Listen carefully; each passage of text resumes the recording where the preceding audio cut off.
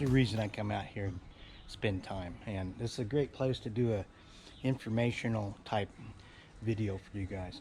Now this is going to be part 3. Yeah, welcome back to the channel, folks.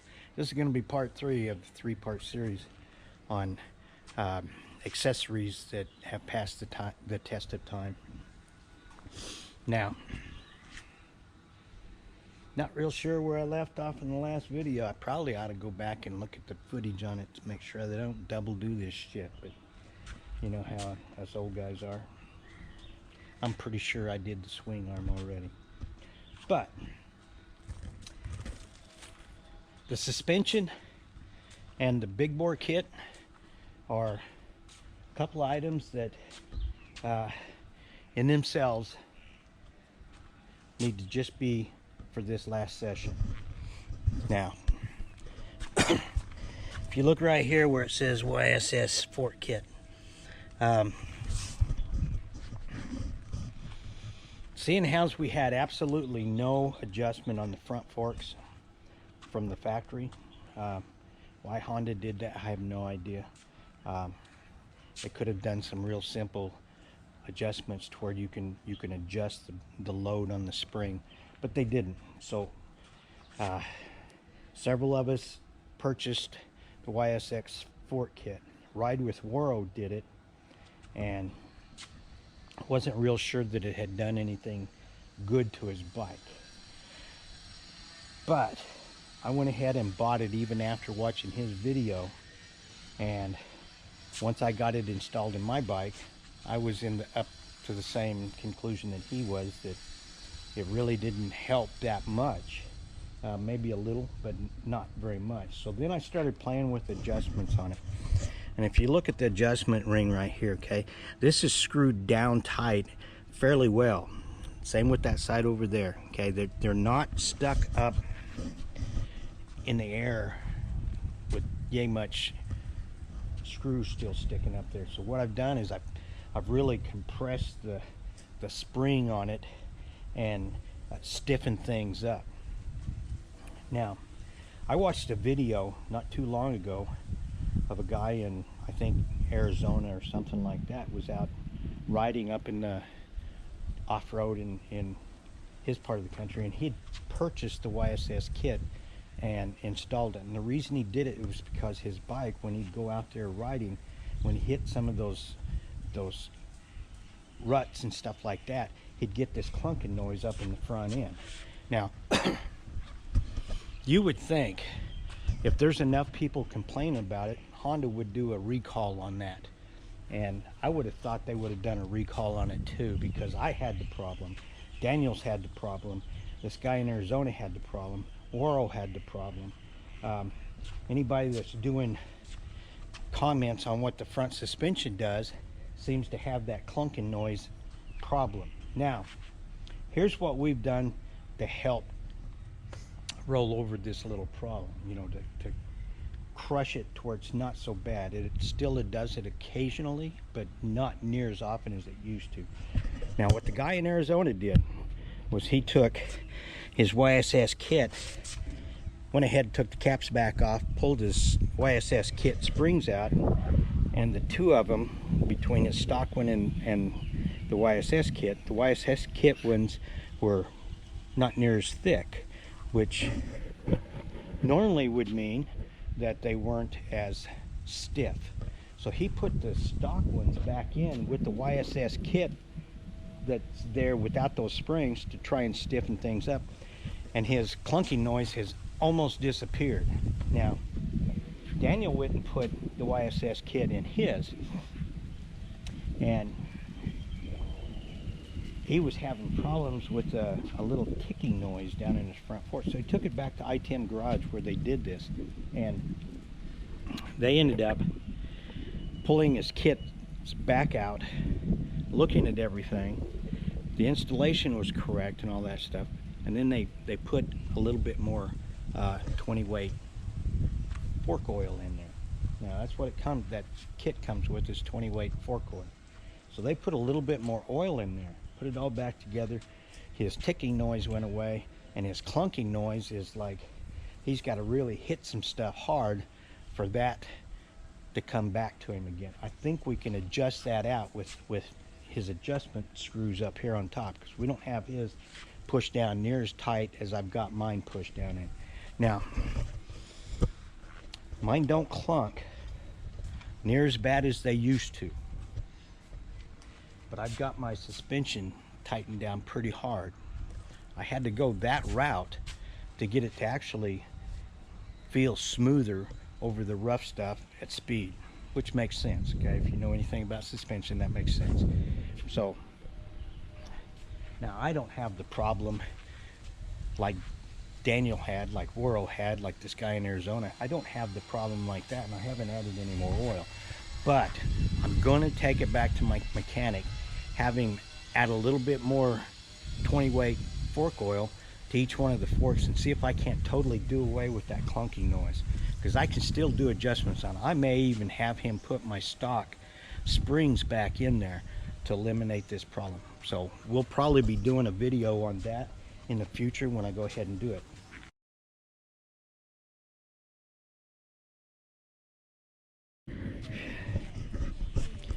Okay, I don't ever want to leave you all hanging on something. So I told you on the last video that we were going to have something big on the suspension that you guys were going to really like. So here's what happened. I met with my mechanic. Yeah, he's something else.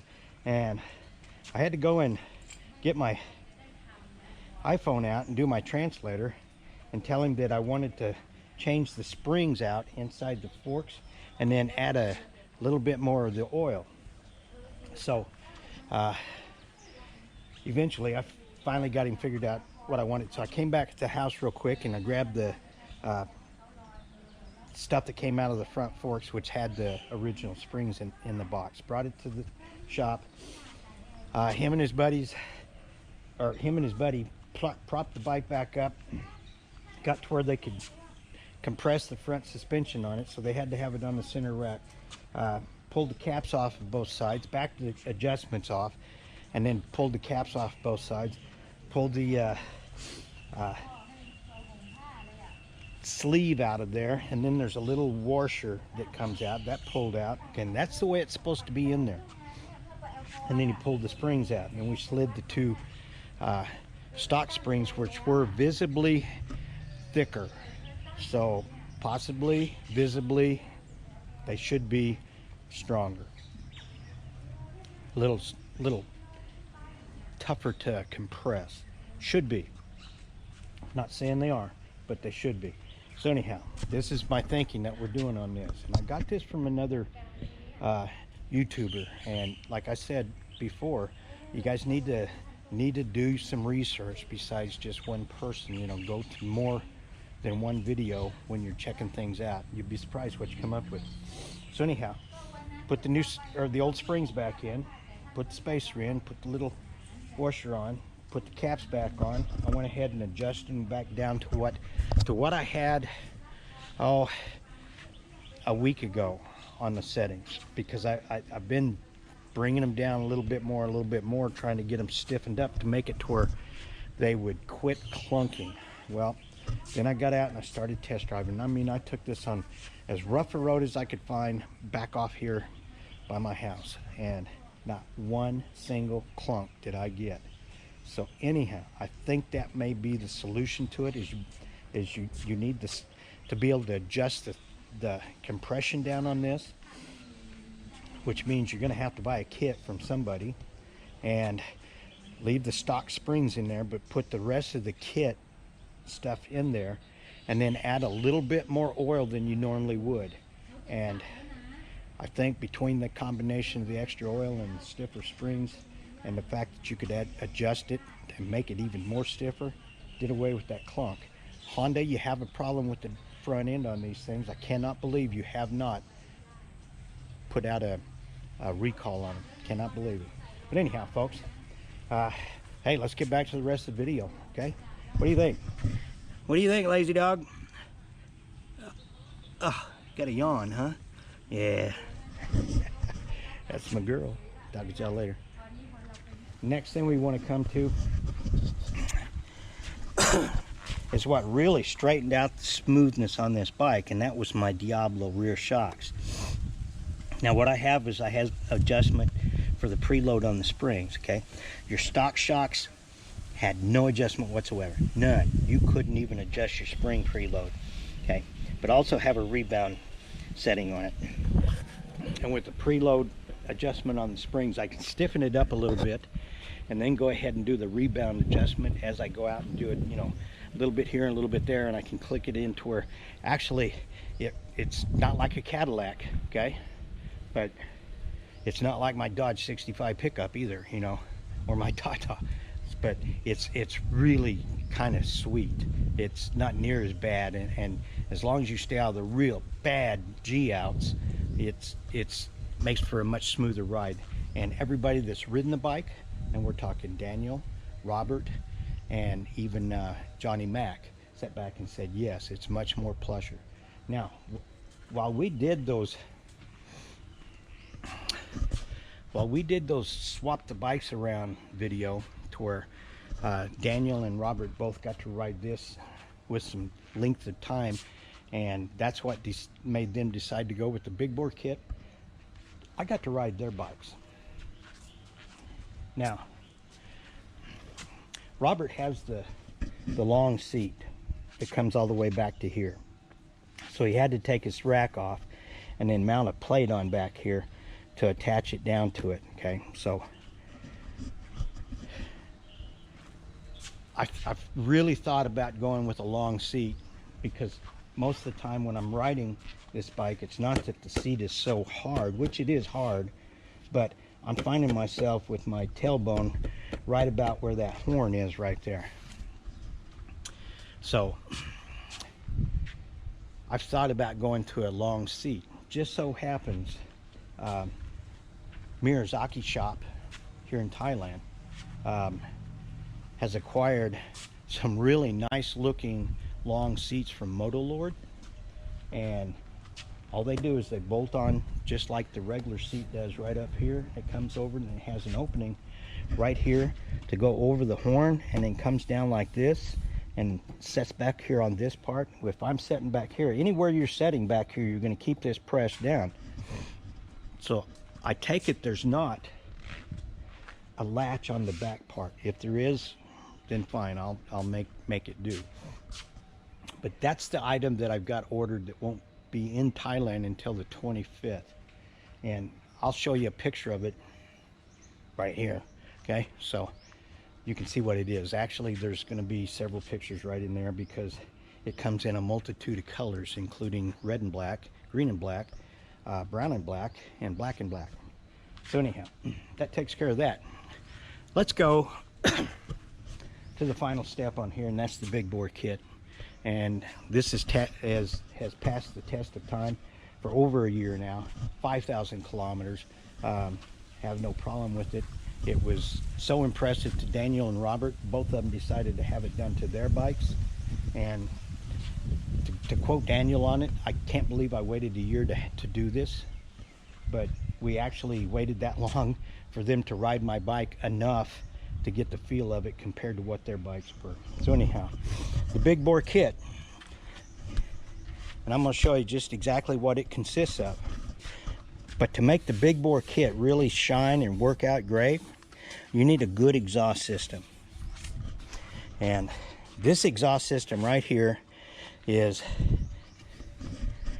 manufactured by some little shop here in Thailand to the specs that Miyazaki shop dictated to them.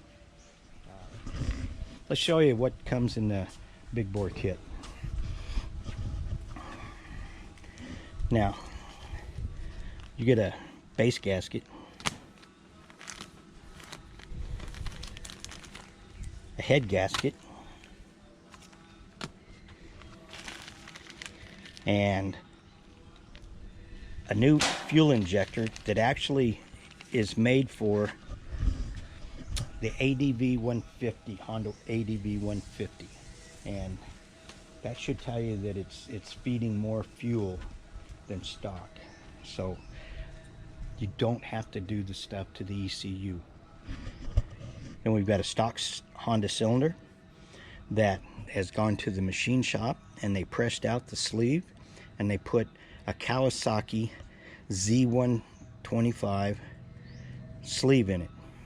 Now the difference is the Kawasaki Z125 piston and sleeve are much bigger, say like so, to the Honda CT125.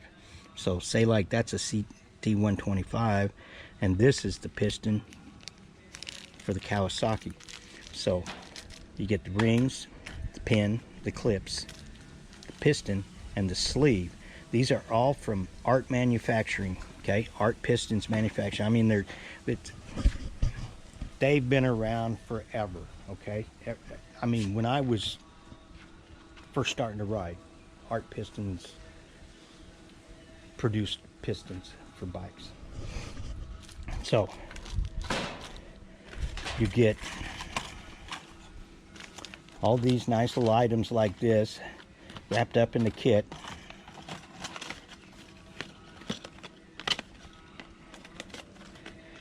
And this is how it comes boxed up to you. Not much to it, but it works, and it works really well, and the reliability is also there. So anyhow, folks, that's going to do it for the series on the videos. Hope you enjoyed all of this. And the reason I put me falling down at the end of that last video was to sit back and let you know why stuff like this is now on my bike. When I fell over, my left leg got caught underneath the bike. I had to take my right leg and push my bike off of my leg to get out from underneath it. And if you remember on the tat ride, both those guys fell down within an hour of each other, and they bent their brake lever all the way back like this. If they'd have had this on there, that wouldn't have happened. So those are the reasons I went ahead and bought that. So anyhow, folks, hope you enjoyed this video. And I'm gonna sit back, have a beer. I might even go swimming. So talk to y'all later.